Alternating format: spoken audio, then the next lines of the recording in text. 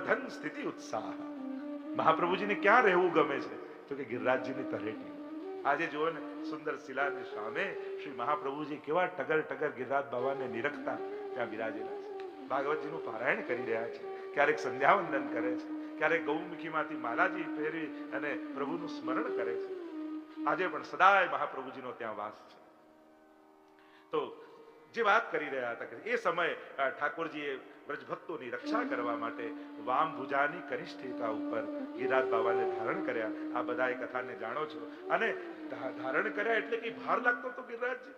બધા વ્રજભક્તોને એમ થયું લાકડી લઈને આવ્યા, પણ કાન કુંવર કે કર પલ્લવ પર માનો ગોવર્ધન નૃત્ય કરે. ભગવદીઓને તો એમ લાગ્યું ગિરિરાજજી તો નાચી રહ્યા છે, આ ઠાકોરજી મને મારા એમના શ્રી હસ્તમાં મને લીધો એટલે ગિરિરાજ બાબા તો નૃત્ય કરી રહ્યા છે, આનંદ કરી રહ્યા છે, એ ભાર નથી. અને ઠાકોરજીએ તો ભગવદીનું મહાત્મ્ય વધાર્યું. કારણ કે ગિરિરાજ બાબા છે કોણ? અંતાય મદ્રિર્બલા હરિદાસ વર્યો યદ રામ કૃષ્ણ ચરણ સ્પર્શ પ્રમોદ માનમ તનોતિ સહગો ગણયો સ્તયોર્યત પાનીય સૂયવસ કંદર કંદ મોલય. વેણુગીત. ગોપીઓ કહે છે કે આ તો ભગવદી છે, હરિના દાસોમાં વર્રે છે. એટલે ઠાકોરજી પણ ટચલી આંગળીમાં ધારણ કરીને સંકેત કરે છે કે ભગવદીના શરણે આવશો ને તો મારા ચરણ આપમેળે મળી જશે. આ કલિયુગની વિપત્તિઓમાંથી બચવા માટે, આસુર ભાવથી બચવા માટે એક કોઈ ભગવદીના શરણે જતા રહે તો જ બચી શકાશે. બાકી આ મોટા મોટા ઇન્દ્રો ક્યારે તમારી મતિને ભ્રમિત કરી દે ખબર નહીં પડે. અને એટલા માટે એ ગિરિરાજ બાબાને ધારણ કર્યા. ચતુર્ભુજ એમ તો થયા ગોકુલનાથજીનું સ્વરૂપ, પણ ગોવર્ધનનાથજી જમણા હાથમાં શંખ લઈ અને ઠાકોરજીએ જલને શોષો અને ગિરિરાજ બાબાને ધારણ કર્યો. એવો એક ભાવ શ્રીનાથજીના સ્વરૂપ સાથે છે. અને સ્વરૂપની ભાવના આચાર્યો બતાવી. ઉક્ષિપ્ત હસ્ત પુરુષો ભક્ત માકાર્યત્યુત દક્ષિણેન કરેણાસુ મુષ્ટિકૃત્ય મનાંસિન વામ કરમ સમુદ ધૃત્ય નિહ્નુ તે પશ્ચ ચાતુરી. શ્રીનાથજીના સ્વરૂપને સમજાવતા કહ્યું ઉક્ષિપ્ત હસ્ત પુરુષો ભક્ત, ઊંચો હાથ કરી નિકુંજના દ્વાર પર ઉભેલા પ્રભુ. જો જેટલા ભારત વર્ષના મોટા મોટા તીર્થોના સ્વરૂપો છે એ મહાત્મ્યને ધારણ કરેલા છે, કોઈ ને કોઈ મહાત્મ્ય સાથે બિરાજેલા છે, પણ એકમાત્ર ભારત વર્ષનું શ્રીનાથજીનું સ્વરૂપ એ કેવલ મહાત્મ્યને લઈને નહીં, એ માધુર્યને લઈને બિરાજેલું છે. નિકુંજના દ્વાર પર ઊંચો હાથ કરી નિકુંજના દ્વાર પર ઠાડેલા શ્રીનાથજી બાબા સર્વ દૈવી જીવોને બોલાવી રહ્યા છે. આવ આવ આવ, મામ એકમ શરણમ વ્રજ, મારી શરણમાં. અને જે જે દૈવી જીવો છે એ દોડતા દોડતા દોડતા શ્રીનાથજીના શરણે જાય. એટલે શ્રીનાથજી બાબાનો જમણો હાથ મુઠ્ઠી વાળો, અંગૂઠો બહાર અને કમર ઉપર. એટલે ભાવ એ બતાવ્યો શરણે આવેલા જીવનું હૃદય શ્રીનાથજી બાબા પોતાની મુઠ્ઠીમાં પકડેલા છે કે હવે તું મારો થયો, હવે બીજે ક્યાંય નહીં જવાનું. રસખાનજી પણ જયારે શ્રીનાથજી માટે બહુ તલસ્યા, ગુસાઈજીના શરણે આવ્યા. પકડવા ગયા ને શ્રીનાથજીને કે એમ ના હું પેલા ગુસાઈજી પાસે બ્રહ્મ સંબંધ લે પછી આ ચડાડવા દે. અને ગુસાઈજી પાસે આવીને શરણે આવ્યા ને નિજ મંદિરની બહાર ઉભા રાખ્યા, બ્રહ્મ સંબંધ આપ્યા. અને બ્રહ્મ સંબંધ લઈને જ્યાં રસખાનજી જવા ગયા ને શ્રીનાથજી બાબા પાટ પરથી કૂદકો માર્યો, રસખાનજીનો હાથ પકડ્યો, કહ્યું હવે ક્યાં જાય, ચાલ મારી. જ્યારે પકડવા નતો દેતો ત્યારે પાછો પાછો આવતો હતો, હવે અધિકાર મળ્યો તો હવે ક્યાં ભાગે છે. એમ બ્રહ્મ સંબંધ નહોતું ત્યાં સુધી ભલે શ્રીજી પાછળ ભાગતા રહ્યા, બ્રહ્મ સંબંધ લીધું હવે તો એનો હાથ પકડી લો, હવે તો એને ઘરે પધરાવી લો, હવે તમારો થયો છે. આમ મુષ્ટિક વાળા હસ્તથી શ્રીનાથજી હૃદયને પકડે. કારણ કે મામે વયે પ્રપદ્યંતે માયા મેતામ તરંતિ તે. અંગૂઠો બહાર રાખીને અંગૂઠો કોને બતાવે છે? તો કે માયાને. કારણ કે મારો જીવ થયો ને, ગીતાજીમાં પ્રભુએ આપેલું એ અભય વચન મામે વયે પ્રપદ્યંતે માયા મેતામ તરંતિ. જે મારા થયા છે એ જ માયાને તરે છે. અને એટલા માટે માયાને અંગૂઠો બતાવે છે શ્રીનાથજી બાબા કે હવે આ જીવ તારા કામનો રહ્યો નથી. જે જે વૈષ્ણવ જે ભાવ લઈને શ્રીનાથજીની સન્મુખ જાય, શ્રીનાથજી બાબા અંગુષ્ઠ બતાવીને એના ભાવના રસને સ્વીકારી. એવા અનેક ભાવો. બંને ચરણારવિંદ સીધા છે. નેત્રો શ્રીનાથજી બાબાના કટાક્ષ. બે પ્રકારના નેત્રો હોય આપણે ત્યાં, એક સામે દ્રષ્ટિ કરતા અને બીજા કટાક્ષ. પુષ્ટિ માર્ગમાં નેત્રો કટાક્ષ ધરાય છે, ચરણારવિંદ તરફ દ્રષ્ટિ છે. રસભાવ છે, અનેક અનેક ભાવનાઓ એની પણ છે. ચરણારવિંદ તરફ એટલે કે ચરણમાં પડેલા જીવો તરફ શ્રીનાથજી બાબા દ્રષ્ટિ કરે છે. જે સામી છાતી અહંકારથી આવે એને તો શ્રીનાથજી નજરે આપતા નથી. એક વસ્તુ યાદ રાખો, હજારો લોકો શ્રીનાથજી બાબાને જોઈ શકે, પણ શ્રીજી બધાને દ્રષ્ટિ આપતા નથી. એ તો જેના પર શ્રી વલ્લભની કૃપા થઈ હોય, શ્રીનાથજી એની તરફ જ દ્રષ્ટિ કરે છે. કેવે નેત્રો આમ નાવ જેવા, નાવ હોય, મોહન નૈના આપકે નૌકા કે આકાર, मोहन नैना आपके नौका के आकार और जो इनमें बस गए हो गए भव से पार.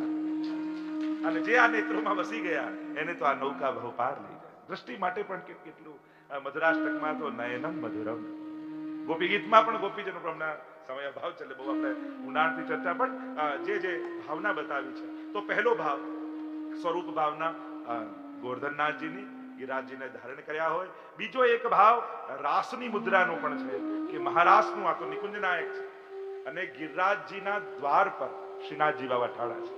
અને એ દ્વાર ક્યાં છે? તો આખા ગિરિરાજજીની ભીતરની લીલા. આ નિકુંજ એમને દ્વાર નથી, આપણે ત્યાં તો આખી લલિત વ્રજ દેશ ગિરિરાજ રાજે, એ ગિરિરાજ બાબા વિરાજે છે, એની ભીતર દ્વાદશ નિકુંજ છે, ખટ ઋતુ છે, 6 ખટ ઋતુ રહત સદા, 6 ઋતુઓ, દ્વાદશ નિકુંજો એ ગિરિરાજજીની ભીતર વિરાજમાન છે. અને આપણા અષ્ટ સખાઓ એ 8 દ્વારના મુખિયા છે. એક વસ્તુ યાદ રાખો, દ્વારપાલ નથી હો, મુખિયા છે. આ બંનેમાં ભેદ છે. ઘણી વાર આપણે એમ કહીએ કે અષ્ટ સખાઓ 8 દ્વારના મુખિયા છે, તો ઘણા દ્વારપાલ સમજે કે આમ દ્વાર પર ઉભા છે. મુખિયા અને દ્વારપાલમાં ભેદ હોય. મુખિયાજી તો ભીતર સેવામાં હોય, દ્વારપાલ દોડીમાં બેઠો. આ અષ્ટ સખા એ દ્વારપાલ નથી, એ તો મુખિયા છે. એટલે તો એમના બે સ્વરૂપ છે. અને 6 ઋતુઓમાં પ્રત્યેક ઋતુમાં બે પ્રકારની કુંજ અને આખી એની ખટ ઋતુની ભાવના જે ચતુર્ભુજ દાસજીને અનુભવ શ્રી ગુસાઈજી પ્રભુ ચરણે કરાવ્યો, એનો ઘણો સુંદર ભાવ આપણે ત્યાં છે. તો એ નિકુંજના દ્વાર ઉપર અને નિકુંજમાં લઈ જવા માટે શ્રીનાથજી બાબા દ્વાર પર ઉભા રહી. આ એકમાત્ર ભારત વર્ષનો એવો પરમાત્મા છે કે જે અંદર ગુહામાં બેસી અને ભક્તોને આવવાની પ્રતીક્ષા નથી કરતો, આ ભક્તોને તેડવા માટે છેક દ્વાર પર આવીને લઈ જાય છે. અને એટલા માટે હવેલીના દર્શન બંધ થઈ ગયા હોય એમ નહીં માનવું કે ઠાકોરજીથી દૂર થઈ ગયા. એના પગથિયાને માથું અડાડીને આવો ને તોય શ્રીજી સુધી દંડવત પહોંચી. ઘણી વાર દ્વાર બંધ, તો દ્વાર બંધ થાય, ટેરો આવે છે. બંધ થઈ ગયું તો બોલાય જ નહીં, પ્રભુની લીલાઓ તો ચાલુ જ છે. ટેરો આવ્યો છે, પ્રભુ તો અંદર લીલા કરી જ રહ્યા છે. જો તકલીફ ક્યાં છે, બહાર દર્શન કરવા આવનારને એ ખબર નથી હોતી કે અંદર શું ચાલી રહ્યું છે. અને એટલા માટે વારે ઘડીએ ઘડિયાળ જ જોયા કરે, મોડું થઈ ગયું, મોડું થઈ ગયું, મોડું થઈ ગયું. અને જે એમ કે મોડું થઈ ગયું એને એકવાર સેવા ક્રમની પુસ્તક આપો અને એને કહો કે આ ક્રમ પ્રમાણે ટાઈમસર કરીને બતાવો તો માની જો થઈ શકે. આપણો આખો જે સેવા ક્રમ છે, અને એટલા માટે એનો અર્થ નથી કે સમય નહીં સાચો, અમે પોતે સમયના અતિ આગ્રહી છીએ, સમય પર બધું થવું જોઈએ, પણ ભીતર શું ચાલી રહ્યું છે એ બહાર દર્શન કરવા આવનારને ખબર હોવી જોઈએ. દર્શન ખુલવા માટે આ મંદિર નથી, ભોગ માટે મંદિર છે. આપણે અષ્ટ સમાના દર્શન, અષ્ટ સમયની સેવા છે, અષ્ટ સમયના ભોગ છે. એ તો કૃપા કરીને એની ઝાંખી મહાપ્રભુની કૃપાથી આપણને મળે છે. બાકી દર્શન ખોલવા એ સેવા નથી, ભોગ ધરવું એ સેવા છે. ઘણી વાર રાજભોગ, ના હમણાં તો રાજભોગ નહીં, કેમ કે હું તો બહારગામ છું, પછી પ્રસાદ લેવા કોણ જાય? તો પ્રસાદ લેવા માટે રાજભોગ નથી હોતો. આપણી કણિકા ઠાકોરજી આરોગ્ય એના માટે રાજભોગ હોય છે. તમે ના લઈ શકો તો વાંધો નથી. ઘણી વાર લોકો એટલે રાજભોગ ના કરાવે કે હું તો બહારગામ છું, પછી મહાપ્રસાદ કોણ? અરે કેટલાય વૈષ્ણવને કણિકા આપી શકાય. તો પ્રભુ આરોગ્ય એ રાજભોગ છે, આપણને મળે એ તો મહાપ્રસાદ છે, એ રાજભોગ ના કહેવાય. લોકોની સમજ ફરક છે. એટલે મૂળ વાત એ છે, જે દિવસે દર્શન કરવા જે બહાર ઉભા છે એને ખબર હશે કે ભીતરમાં શું ચાલે છે, એ દિવસે કોઈ ફરિયાદ નહીં. પછી તો એમ કહેશે ભલે હું 5 મિનિટ ઉભો રહીશું, પણ પ્રભુને ઉતાવળ ન કરાવતા. ભીતર કયો ક્રમ ચાલે છે, શું થઈ રહ્યું છે, એ ખ્યાલ હોવો જોઈએ કે હમણાં મંગળા સમય શું થાય, શૃંગાર સમય અંદર શું થતું હશે, રાજભોગ સમય કઈ રીતે સેવા થતી હશે, શયન કઈ રીતે પ્રભુના થતા હશે. બહાર આવનાર પ્રત્યેકને જ્ઞાન હોવું જોઈએ, પણ એ ક્યારે થાય? ત્યારે ઘરમાં થોડો સૂક્ષ્મ ક્રમ કરતા. ઘરે પ્રભુ બિરાજતા હોય ત્યારે આપણને ખ્યાલ આવે કે ઉત્સવના શૃંગાર કરવા હોય તો કેટલી વાર લાગે ને પણ આ નટખટને શાંતિથી શૃંગાર કરીને બેસાડો સહેલો છે. જેટલી ઉતાવળ કરો ને એટલું મોડું કરાવો. જે દિવસે મેં આજે તો લગ્નમાં ફટાફટ શૃંગાર કરી દો તો ચીબુક ખોવાઈ જાય કે નકવેસર ખોવાઈ જાય, અડધો કલાક એ જ ગોતવામાં લાગી જાય, પણ ટાઈમ થાય જ નહીં. એટલે આમને સમય પર બાંધો, કારણ કે આ તો કાલાધિકો કૃષ્ણ, કાલથી અધિક છે કૃષ્ણ. અને જ્યાં કૃષ્ણ છે ત્યાં કાળનો, ત્યાં કાલ કર્મ નવ બાંધે રે, યમતે શિર ધનુષ ન સાંધે રે, એવો માર્ગ શ્રી વલ્લભ વર્ણો, જ્યાં નહીં પ્રવેશ વિધિ હરનો. અહીંયા કાલ ને કર્મ જેમાં આખી દુનિયા બંધાયેલી છે, ઠાકોરજી આગળ બાંધી નથી શકતા. તો શ્રીનાથજી બાબાના સ્વરૂપની જે તો રાસનો પણ એક પ્રકાર છે. આપણે ત્યાં તો સાતે સ્વરૂપ શ્રીનાથજીના છે, એની ભાવના બતાવી કે સાતે સાત સ્વરૂપ તો શ્રીનાથ. જે મથુરાધીશ એમની ગોળ કંદરા, તો શ્રીનાથજી બાબાની ગોલ કંદરા એ મથુરાધીશના દર્શન થાય. બીજું સ્વરૂપ વિઠ્ઠલનાથજીનું દ્વિતીય નિધિ અને બંને હાથ કટી ઉપર, ખ્યાલ છે ને વિઠ્ઠલનાથજીનું સ્વરૂપ. તો શ્રીનાથજી બાબાનો તમે જમણો હસ્ત કટી પર જુઓ તો વિઠ્ઠલનાથજીનો ભાવના. ત્રીજું સ્વરૂપ શ્રી દ્વારિકાધીશનું ચોરસ પીઠિકા, શ્રીનાથજી બાબાની ચોરસ પીઠિકા જોઈ આપણને દ્વારિકાધીશનું સ્મરણ ન થાય. ચોથું સ્વરૂપ શ્રી ગોકુલનાથજીનું, અને ટચલી આંગળી પર ગિરિરાજજીને ધારણ કરેલા હોય અને શ્રીનાથજી બાબાનો ઊંચે ઉઠેલો હાથ જોઈએ તો ગોકુલનાથજીના દર્શન ન થાય. પાંચમું સ્વરૂપ શ્રી ચંદ્રમાજી, ગોકુલ ચંદ્રમાજી, શ્રીનાથજીના મુખારવિંદના દર્શન કરો તો તમને ગોકુલ ચંદ્રમાજીનો ભાવ આવશે. તમે શ્રીનાથજી બાબાના ચીબુકના દર્શન કરો તો અહીંયા બિરાજતા બાલકૃષ્ણલાલજીનો ભાવ તમને શ્રીનાથજી બાબા. અને બંને કુંડળ ધારણ કરેલા મુખારવિંદના દર્શન દૂરથી કરો તો મદન મોહનલાલજી બે સ્વામીજી સાથે બિરાજતા હોય એવા દર્શન તમને. તો આ સાતે સ્વરૂપ શ્રીનાથજીની ભીતર બિરાજે છે. એક ભાવના શ્રીનાથજીની કે પ્રગટ ભાગવતજી છે. ભાગવતજીના 12 સ્કંદોની સમાનતા સરખામણી શ્રીનાથજી બાબા સાથે કરી. પહેલો બીજો સ્કંદ ભાગવતજીનો શ્રીનાથજીના બંને ચરણ, ત્રીજો ને ચોથો સ્કંદ બંને બાહુ, પંચમ અને ષષ્ઠ સ્કંદ બંને વક્ષસ્થળ, સપ્તમ સ્કંદ શ્રીનાથજીનો મુઠ્ઠીવાળો હાથ, આઠમો નવમો સ્કંદ બંને વક્ષસ્થળ, પાંચમો ને છઠ્ઠો જંગાઓ, આઠમો ને નવમો સ્કંદ બંને વક્ષસ્થળ, દશમ સ્કંદ એ હૃદય, એકાદશ સ્કંદ એ મસ્તક અને 12મો સ્કંદ એ ઊંચો ઉઠેલો હાથ. આમ ભાગવતજીના 12 સ્કંદ એ શ્રીનાથજી બાબા વિદ્યમાન છે, જેની સમાનતા શ્રી મહાપ્રભુજી આપણને દર્શન કરાવે છે. અનેક અનેક ભાવો શ્રીનાથજીના સ્વરૂપની સાથે જોડાયેલા છે. શ્રીનાથજીના સ્વરૂપની સાથે એમના કંદરાની ભાવના પણ, એના ચિહ્નોની પણ ભાવનાનું ચિંતન થયું. કારણ શ્રીનાથજી બાબાના જ્યારે દર્શન કરો, તમે મનોરથના પણ દર્શન કરવા જાઓ તો ખાલી ઠાકોરજીના શણગાર અને મુખારવિંદ જોઈને ના હોય. મનોરથના દર્શનનો પણ પ્રકાર એ છે કે પહેલા સજાવટમાં બિરાજમાન ગોપીજનોના, ગાયોના, પક્ષીઓના, ગ્વાલોના, આ બધાના દર્શન કરો. જો તમે હવેલીમાં પણ દર્શન કરવા જાઓ ને, સીધા ઠાકોરજીને જોશો ને એટલો આનંદ નહીં આવે, પણ હવેલીના હોલમાં કોઈ ખૂણે ઉભેલો ભગવદી ખૂબ ભાવથી ઠાકોરજીના દર્શન કરતો હશે, આંખમાં ઝરઝરિયા હશે, એને જોશો અને પછી ઠાકોરજીના દર્શન કરશો ને તો કંઈક જુદો જ ભાવ આવશે. કોઈ ભાવથી ભરેલા ભગવદીયને જોઈ અને પછી પ્રભુને જુઓ ને તો કોઈ જુદા દર્શન થાય. એમ આ બધા પણ જ્યાં સુધી પ્રભુ નતા બિરાજ્યા ત્યાં સુધી સજાવટ હતા, પ્રભુ બિરાજી ગયા હવે તો ગોપીજનો એમાં પ્રગટ છે. ભગવદીઓના દર્શન, અને શ્રીનાથજી બાબાની કંદરામાં આખું વેણુ ગીત બિરાજમાન છે. વેણુ ગીતના એક ચિહ્નો તમે જુઓ, પ્રગટ વેણુ ગીત છે. રસો વૈસહ એવા પ્રભુ, બરહા પીડમ નટવર વપુ કર્ણયો કર્ણિકારમ બિભ્રદ્વામ સહ કનક કપીશમ વૈ જયંતિમ ચ માલમ. એમ આખું પ્રભુનું સ્વરૂપ. અને રસો વૈસહ એવા પ્રભુના રસશાસ્ત્ર અનુસાર ભાવનાઓ બતાવી.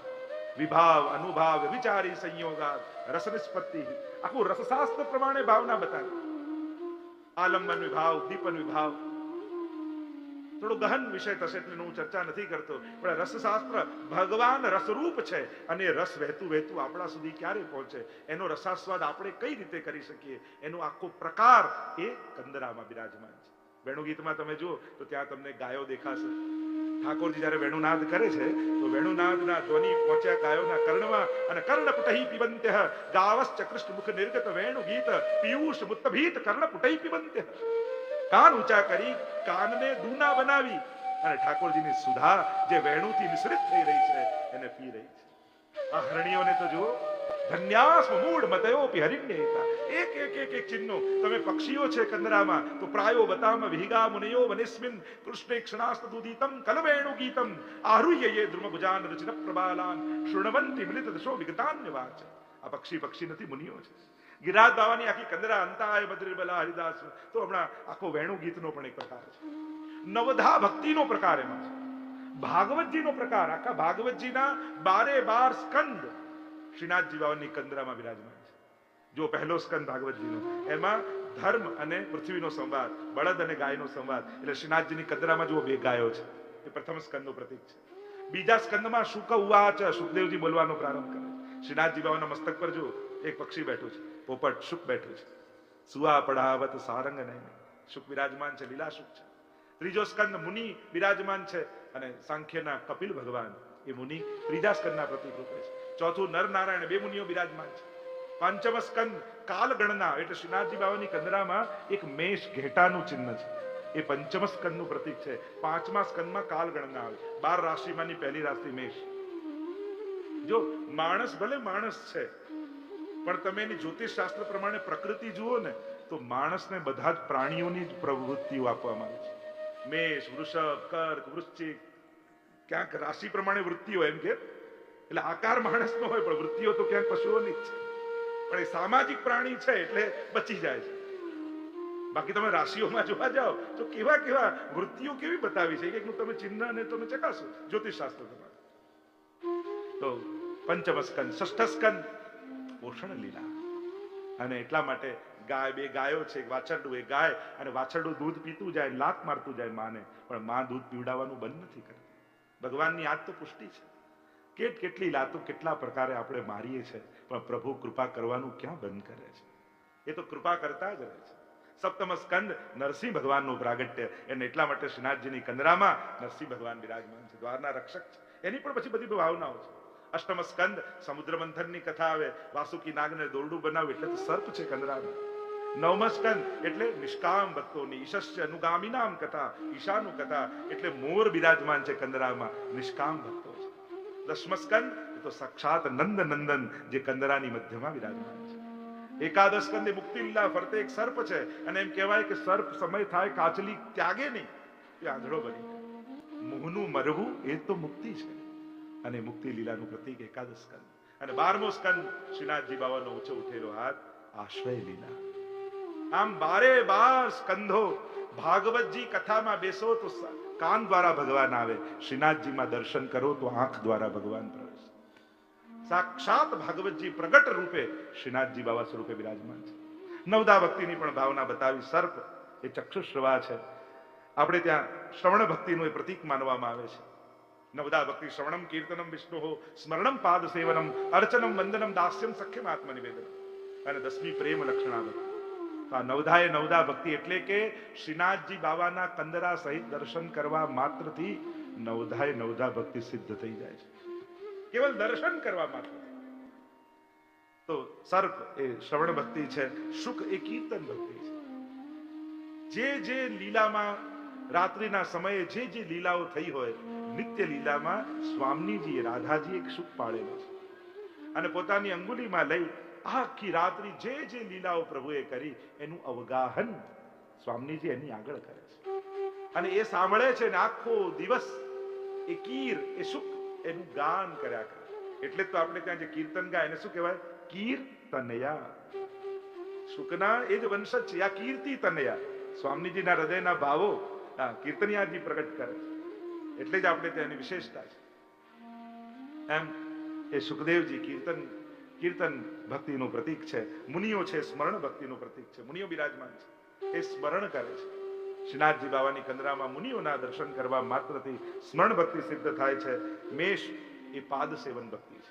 કારણ કે ઘેટાનો સ્વભાવ શું હોય? આગળવાળા ઘેટાના પગ જોઈને ચાલે. એ મુખ જૂના જુએ એટલે કે આ તો ઘેટા જેવી ચાલ ચાલે. એની દ્રષ્ટિ પગમાં જ હોય. એ આગળ સામે ન જુએ કે શું છે, એ પગને ફોલો ખરા કરે. અને એટલા માટે ઘેટું એ પાદ સેવન ભક્તિ છે. ચરણારવિંદને ધ્યાન રાખીને એની ગતિ કર્યા કરે. આમાંથી કોઈ પણ એક ભક્તિ પણ સિદ્ધ થઈ જાય ને તો બાકી ભક્તિઓ સહજમાં સિદ્ધ થઈ જાય. કોઈ એક ભક્તિ પણ તમે ક્યાંય પણ કોઈ પણ પ્રકારે તમે બીજું કાંઈ નહીં, કેવલ હવેલીમાં બુહારી કરતા હો ને, પણ એ પણ સાચા દિલથી કરશો ને તો ત્યાં શૃંગાર થતા હશે ને ત્યાં ઠાકોરજી તમને યાદ કરશે. આ નિશ્ચિત વાત છે. સેવા કોઈ મોટી નાની હોતી નથી. સેવકની શ્રદ્ધા એ સેવાને મોટી બનાવતો હોય છે. અને એટલા માટે આજે પણ રૂપા પોરિયાને આપણે યાદ કરીએ, ખાલી દ્વારપાલ, પણ એની ભાવ એવો કે શ્રીનાથજી બાબા એના મુખે વાર્તા સાંભળીને સુઈ જાય. મોના ભંગીને યાદ કરીએ છીએ. એવા તો કેટલા 84-252 વૈષ્ણવો છે. કેમ? બહુ મોટી સેવા કરી ના, સેવા એમણે મોટી બનાવી દીધી. એટલે આજે લોકો બુહારી માટે પણ તરસતા હોય છે, લાવ મંદિર વસ્ત્ર અમે કરીશ. કેમ? આપણને આપણા પૂર્વજો કોણ છે?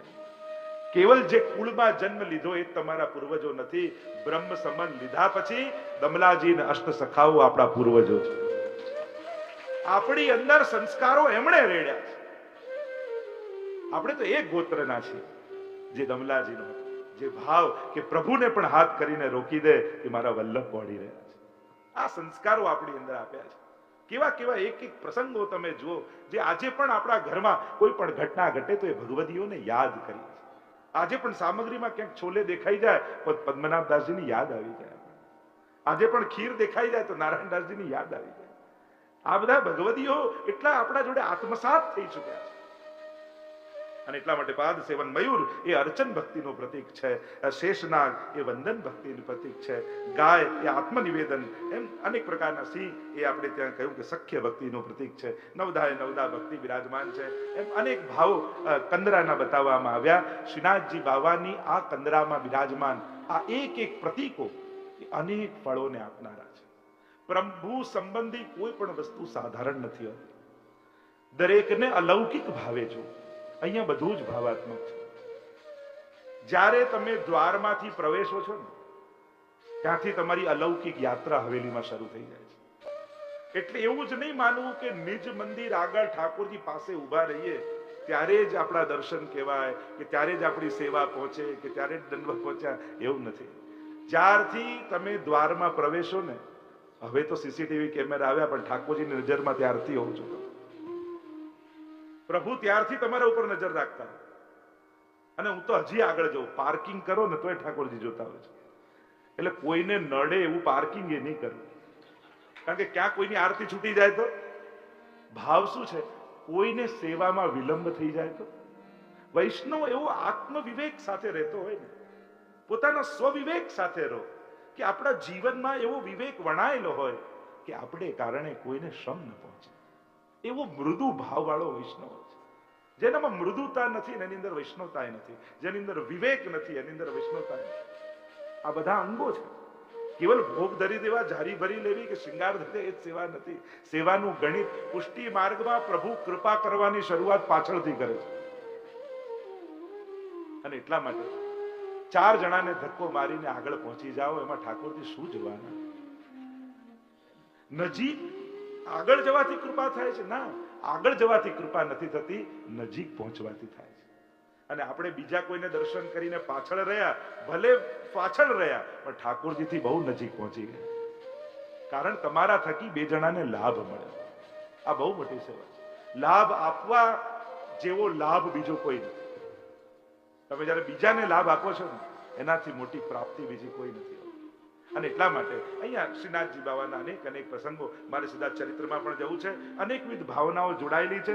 બીજી પણ ઘણી બધી સ્વરૂપની ભાવનાઓ, આ કોઈ સૈયાજીનો ભાવ પણ બતાવ્યો છે, એની પણ ભાવના, એમ ઘણા પ્રકારની ભાવનાઓ શ્રીનાથજીના સ્વરૂપ સાથે જોડાયેલી છે. તો સ્વરૂપ ભાવને વંદન કરીએ, ચરિત્રનું દર્શન કરીએ. ચરિત્રના દર્શનમાં આ બધા જ જાણો છો એમ શ્રીનાથજી બાવાના કેવા સુંદર પ્રસંગો જોડાયેલા છે. શ્રીનાથજી બાવા મહાપ્રભુજી પૃથ્વી પરિક્રમા કરી રહ્યા. પરિક્રમા ત્રીજી ચિત આઈ, નિક્ષી ચલે શ્રી વલ્લભ રાઈ, ઝારખંડ में प्रभु ने जताई, अब के मोही मिलो मन भाई. પણ એનાથી પૂર્વ શ્રીનાથજી બાવાની વામભુજાનું પ્રાગટ્ય થયું છે. ત્રીજના દિવસે, પાંચમના દિવસે દર્શન થયું નાગ પાંચમના, અને મહત્તા તો એટલી બધી વધી કે વ્રજમાં મેળો ભરાવા લાગ્યો. વ્રજવાસીઓ માનતાઓ રાખવા લાગ્યા કે આ કોઈ નિશ્ચિત કોઈ દેવ પ્રગટ થયા છે. અને જ્યારે ખબર પડી, આ બધા જાણો છો, સદ્દુ પાંડેની ગાય રોજ ફરતી ફરતી જાય, દૂધ સ્ત્રવીને આવે અને આપણા ભગવદીઓ ગાન કરતા લખે ને, એવી પ્રાચીન કથા એવી કહેવામાં આવે છે કે જ્યારે અક્રૂરજી પ્રભુને લેવા આવે, કારણ કે આપણે બધા જાણીએ છીએ શ્રીનાથજી ગિરિરાજજી માંથી પ્રગટ થયા, પણ ગિરિરાજજીમાં આવ્યા ક્યાંથી? એવી ભાવાત્મક કથા છે કે જ્યારે અક્રૂરજી લેવા માટે પ્રભુને આવ્યા, નંદ અને યશોદાજી બિરાજમાન છે, ત્યારે ઠાકોરજી પૂછે છે કે બાબા મૈયા, મેં અનેક લીલાઓ કરીને અનેક સ્વરૂપો પ્રગટ કર્યા, આ બધી જ લીલાઓમાંથી આપને મારા કયા સ્વરૂપમાં વધારે આસક્તિ છે? અનેકવિધ મારી લીલાઓ, અનેક પ્રકારના સ્વરૂપ. અને ત્યારે યશોદાજી કહ્યું કે લાલન, तूने लीलाएं तो कई स्वरूप धारण किए, पर जब गिरिराज बाबा को हस्त में धारण करके इन व्रजवासी की रक्षा की ने, ये गोवर्धन नाथ जी નું સ્વરૂપ મને અધિક પ્રિય છે. અને એમ કહેવાય છે કે 7 વર્ષ 11 વર્ષના ઠાકોરજી પોતાના સ્વરૂપમાંથી આબેહૂબ સ્વરૂપ પ્રગટ કરી આ શ્રીનાથજી અને નંદ અને યશોદાજીને સેવામાં પધરાવી દીધું અને કહ્યું, હવે અવતાર કાર્ય કરવા માટે હું તો મથુરા જાઉં છું, પણ આ સ્વરૂપની સેવા કરશો તો સાક્ષાત મારો જ અનુભવ તમને, ક્ષણવાર પણ તમને એવો ભાવ નહીં થાય કે હું જતો રહ્યો છું. અને એટલે તો નંદ યશોદાજી મથુરા ગયા નહીં તો કોઈ માં આટલું યમુનાથી પાર કરીને જઈ ન શકે, જે ક્ષણવાર ન રહી શકે. પણ શ્રીનાથજી મળી ગયા અને અનેક વર્ષો સુધી સેવા કરી. જ્યારે ગોલોકધામ જવાનો સમય થયો ત્યારે આ શ્રીનાથજીનું સ્વરૂપ ગિરિરાજજીની કંદરામાં પધરાવી અને નંદ યશોદાજીએ પ્રયાણ કર્યું. અને કહેવાય છે કે એ સાક્ષાત શ્રી કૃષ્ણનું સ્વરૂપ અહીંયા પ્રગટ થયું છે. વામ ભુજા રોજ ગાય જાય, દૂધ ક્યાં જાય કોઈ જાણતું નથી, પીછો કર્યો, લાગ્યું કે અહીંયા કોઈ દેવ પ્રગટ થયા. અને હવે રોજ અહીંયા ક્રમ ચાલ્યો છે, સમય વ્યતીત થવા લાગ્યો. એકાદશી ચૈત્રની મહાપ્રભુજીનું પ્રાગટ્ય થયું ચંપારણ્યમાં, અને એ જ ક્ષણે ગિરિરાજજીની કંદરામાંથી શ્રીનાથજીનું મુખારવિંદ પ્રગટ થયું. જાણે સંકેત કર્યો કે આ જ મુખારવિંદનું સ્વરૂપ વલ્લભ રૂપે પ્રગટ થયું. આપણે ત્યાં તો પ્રભુ અને ગુરુ બંનેનું પ્રાગટ્ય એક જ દિવસે છે. યહી તેહી તેહી યહી કછું ન સમજે. અને પ્રગટ થયા અહીંયા મુખારવિંદનું. હવે તો રોજ નરો જાય, દૂધ પાન કરીને આવે. મહાપ્રભુજી પૃથ્વી પરિક્રમા કરે, થોડી શીઘ્રતાથી જઈએ. અને ત્રીજી પરિક્રમા ચિત आई અને ઝારખંડ में प्रभु ने जताई, अब के मोही मिलो मन भाई. હવે આપ પધારો, આપનો વિરહ મારાથી સહન થતો નથી, જગ ઉદ્ધાર કરવા મને પાટે પધરાવો. અને મહાપ્રભુજી પૃથ્વી પરિક્રમા છોડી સીધા આવ્યા બ્રજમાં. અને અહીંયા ઠકરાણી ત્રીજના દિવસે શ્રી યમુનાજીએ કૃપા કરી સાક્ષાત પ્રગટ થઈને દર્શન આપ્યા. અને ચોથના દિવસે મહાપ્રભુજી પારાયણ કરવા બિરાજી ગયા. એકાદશીની મહારાત્રિએ ઠાકોરજીએ બ્રહ્મ સંબંધ મંત્રનો ઉપદેશ આપ્યો અને ગિરિરાજને આશ્વાસ દીધો, ધરી કોમલ ચરણ અને હરખે દિશામાં આવ્યા શ્રી ગોવર્ધન ઉદ્ધરણ. અને મહાપ્રભુજી સદ્દુ પાંડેના ઘરે પધાર્યા છે. આખી રાત્રિ સત્સંગ થયો. સદ્દુ પાંડે આદિ પ્રશ્નો કરે છે. આપ કહો છો કે અહીંયા દેવ દમન શ્રીનાથજી છે, એનું કોઈ ગ્રંથોમાં ઉલ્લેખ છે? અને મહાપ્રભુજી એક પછી એક ગર્ગ સંહિતાના ઉલ્લેખો આપતા જાય કે જ્યારે ગર્ગ સંહિતામાં સ્પષ્ટ કલિયુગના 4500 વર્ષ જશે ત્યારે આ સ્વરૂપ શૃંગાર મંડળમાંથી પ્રગટ થશે, ગિરિરાજજીમાંથી પ્રગટ થશે. લોકો એને શ્રીનાથજી દેવ દમનના નામે ઓળખશે. અને આ પછી એક પ્રમાણો આપતા જાય. અને આખી રાત્રિ સત્સંગ થયો છે. સવારે વહેલી પ્રૌઢીએ મહાપ્રભુજી જાગ્યા છે, સ્નાન સંધ્યા વંદન કરી લીધું, 5 વૈષ્ણવ સાથે છે. શ્રીનાથજી બાબા મારી પ્રતીક્ષા કરતા હશે. અને ઉતાવળા એક શિલામાંથી બીજી શિલા પર, બીજી શિલાથી ત્રીજી શિલા પર મોટી મોટી ફલાંગો ભરતા શ્રીજીને મળવાની જ્યારે ઉત્કંઠા મહાપ્રભુજીને હોય. અને અહીંયા શ્રીનાથજી બાબાએ મહાપ્રભુજીને આવતા જોયા, ચંદ્રમાંથી છલાંગ લગાવીને બહાર પધાર્યા. અહીંયાથી શ્રીજી દોડ્યા, ત્યાંથી શ્રી વલ્લભ દોડ્યા. અને બોલો શ્રી વલ્લભાધીશ કી જય. બંનેનું પ્રથમ મિલન અને વાત ભીડી છે શ્રી વલ્લભ અને શ્રીનાથજી બાબાએ. જાણે નિત્ય લીલાથી વિખુટા પડેલા પ્રભુ અને સ્વામીજી ફરી ભૂતલ પર મળ્યા. એટલે ભૂતલ પર પ્રથમ વાર મુલાકાત એટલે એને કહેવાય પ્રથમ મિલન. પણ પછી યાદ આવ્યું કે અત્યારે તો આચાર્ય સ્વરૂપે છું, દાસ બનીને કૃષ્ણ દાસસ્ય વલ્લભસ્ય હિતમ વચઃ. એટલે જોડ્યા પછી બેઉ હાથ. અને પછી તો દંડવત કર્યા, વંદન કર્યા. અને એક નાનકડું ઝૂંપડું જેવું બનાવ્યું, શિલાઓ થોડી ઠીક કરી, ઘાસના કુડાઓ ભેગા કરી એક મંદિર બનાવ્યું અને શ્રીનાથજી બાબાને તિલક કર્યું.